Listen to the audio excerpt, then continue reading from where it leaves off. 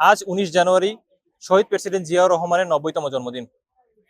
তরুণ প্রজন্ম এবং শিক্ষার্থীরা প্রয়াত রাষ্ট্রপতিকে নিয়ে কি ভাবছেন সেটাই আজকে জানার চেষ্টা করবো এনটিভি অনলাইনের আজকের পর্বে।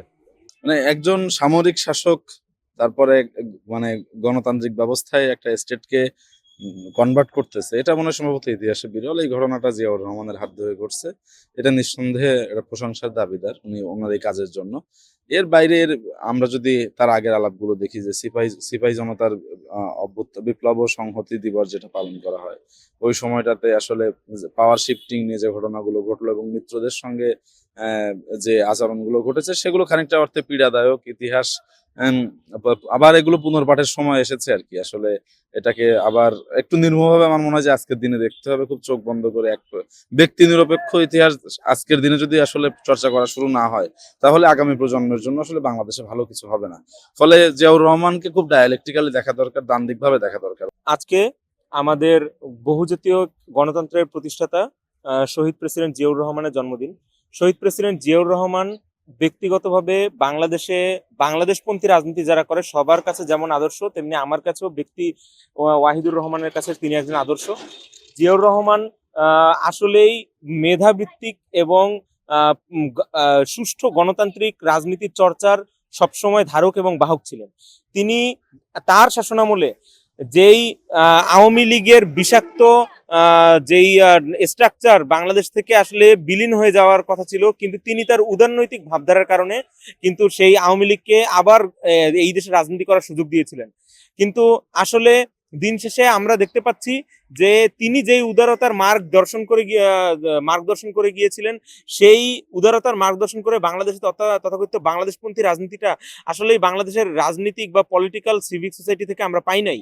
যার কারণে কিন্তু আমাদের আবার 5ই আগস্ট এর মতো একটা পরিণতি ফেস করতে হয়েছে এবং আওয়ামী লীগের প্রায় তিন টার্মের অবৈধ এবং ভুয়ো ব্যালটের নির্বাচন আমাদের দেখতে হয়েছে। আমরা এখন আসলে বাংলাদেশের তথাকথিত যত রাজনৈতিক দল আছে সবার উচিত শহীদ জিয়ার রাজনীতিকে মূলত পুঁজি করে রাজনীতি করার। শহীদ রাষ্ট্রপতি জিয়াউর রহমান 1971 সালে পাকিস্তানি হানাদার বাহিনীকে যেভাবে বাংলাদেশ থেকে বিতাড়িত করেছিলেন, ঠিক তেমনি 1977 সালে 7 নভেম্বর সিপাহী জনতার বিপ্লবের মাধ্যমে ভারতীয় আধিপত্যবাদকে বাংলাদেশ থেকে বিতাড়িত করেন।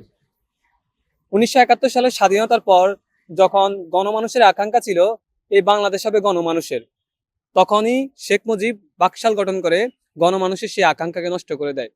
মানুষ মুক্তির জন্য হাহাকার করতে থাকে। আমরা দেখেছিলাম 1974 সালে ভয়াবহ দুর্ভিক্ষ শেখ মুজিবের সময়।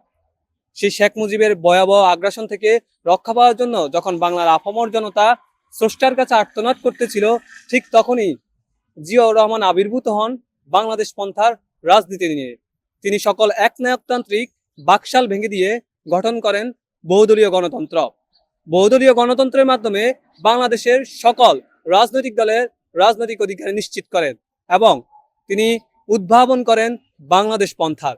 বাংলাদেশ পন্থা হলো বাংলাদেশের স্বার্থে রাজনীতি করা।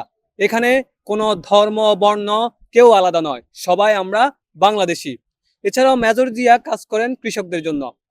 কৃষক শ্রমিক এর কষ্ট লাঘবের জন্য তিনি যেই কাজগুলো করে গেছেন তা আজ ইতিহাসে অনন্য। মহান স্বাধীনতার ঘোষক, আধুনিক বাংলাদেশের স্বপ্নদ্রষ্টা, বিএনপির প্রতিষ্ঠাতা শহীদ প্রেসিডেন্ট জিয়াউর রহমানের আজকে 90তম জন্মদিন। এই জন্মদিনে তার স্মৃতিচারণ করতে চাই।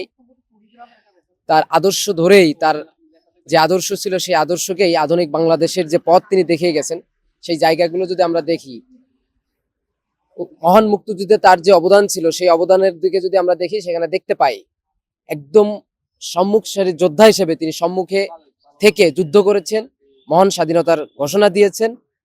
একই সাথে যুদ্ধ পরবর্তী বিধ্বস্ত বাংলাদেশকে আধুনিক বাংলাদেশে রূপান্তরিত করার যে প্রক্রিয়া তিনি গ্রহণ করেছিলেন, সেই প্রক্রিয়ার আজকের বাংলাদেশ।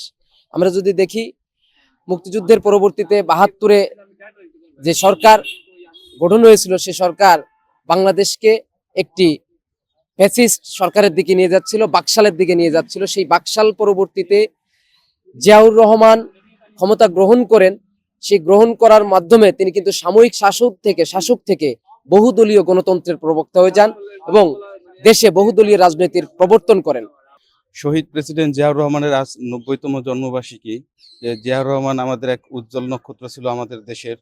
তিনি মূলত এদেশের কৃষক সমাজ, এদেশের ছাত্র সমাজ, এদেশের যুব সমাজ তিনি অনেক কাজ করছেন। আমার একটা কথা মনে আছে যে তিনি সবুজ বিপ্লব করছিলেন, যে সবুজ বিপ্লবটা আসলে আমাদের এখনো ওইটা ফলো করার মতো, যে উনি এদেশের কৃষকদের জন্য যে পরিমাণ কাজ করে গেছেন, যে এটা আসলে উনি অবশ্যই স্মরণীয় হয়ে থাকবেন আমাদের মাঝে। এবং আমরা চাই যে প্রত্যেকটা ঘরে ঘরে জিয়াউর রহমানের মতো মানুষ তৈরি হোক, তার আদর্শে মানুষ এদেশের কল্যাণে কাজ করুক, এটাই আমাদের চাওয়া।